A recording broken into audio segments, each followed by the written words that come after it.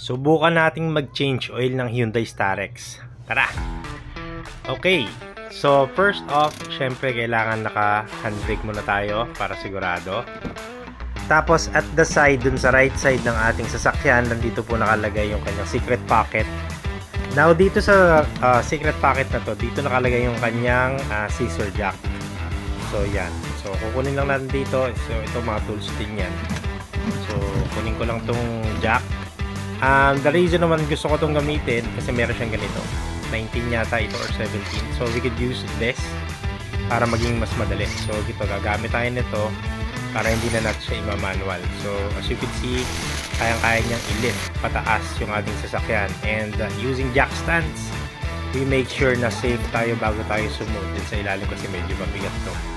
So kalug-kalugin niyo yung sasakyan para sure. Now dito sa ilalim, yan lang ang hahanapin natin, yung pinaka yung tank nung kanyang oil.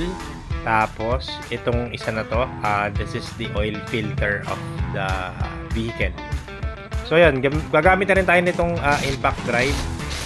So para mas madali and mas less yung effort ng pagtanggal ng tornilyo.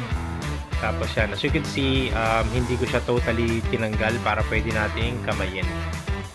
Kasi pag ginamit mo yung lilipad, mababasa yung yung impact natin. So yan, papatuluin lang natin, and then aantayin mo lang siyang mag-drain. So yun, as you can see. So pwede mo rin buksan yung pinaka cap sa ibabaw para mas maging maganda yung flow ng oil, para mas mabilis. Now ito yung oil filter. So usually hand tight lang to, pero in our case medyo matigas siya. So pwede tayong gumamit ng tool like this one. So ito, para maging mas madali yung pag-ikot. Tapos ito yung oil na nabili ko sa 15W40 na Delo. So sa Starex 7 po ang kakailanganin mo, 7 liters.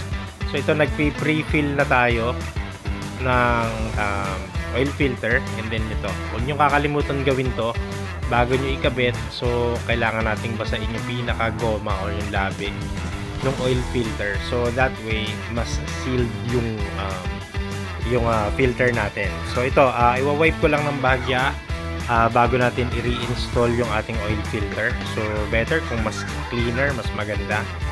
So yun, so wipe mo lang ng basahan or tissue, tissue na lang. So yun, so ito, install na ulit natin. So napakabilis lang namang ibalik nito. Lagay ko na lang pala yung description, or I mean yung pinaka-code ng ating oil filter para dito sa ating 2014 Starex. So ito, usually hand tight, pero might as well higpitan ko na din kasi guys, mahirap malaglagan yan. There are some cases na nalalaglagan ng oil filter sa kalsada. If you would notice, meron kayong makikita mga ganon, and I tell you, malamang nasiraan sila ng sasakyan right after kasi tatapon yung oil. So ito, sisikipan natin yung ating pinaka tornilyo ng tank ng oil, and then ito, sasalinan natin siya ng langis. So ayan, natapon. So dahan-dahan lang para hindi naman masayang yung langis kasi sayang yung langis. So again, 7 na liters ang kakailanganin para sa inyong Hyundai Starex. Kayo na po ang bahala sa langis na gusto nyo or preferred niyo, pero okay na ako dito sa nilagay natin. So ito, sarado lang natin, and pakita ko lang pala kung paano sukatin yung oil, kung tama na. So ito po yung ating dipstick. So yan, madilim. So yun, makikita nyo F at saka L yung makikita nyo doon.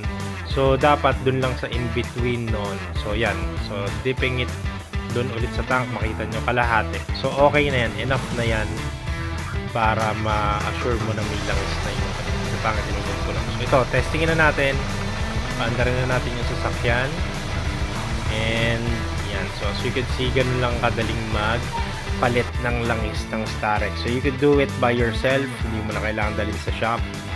So yun lang po, just wanna share this video. Thanks for watching DIY Wired. Ayos.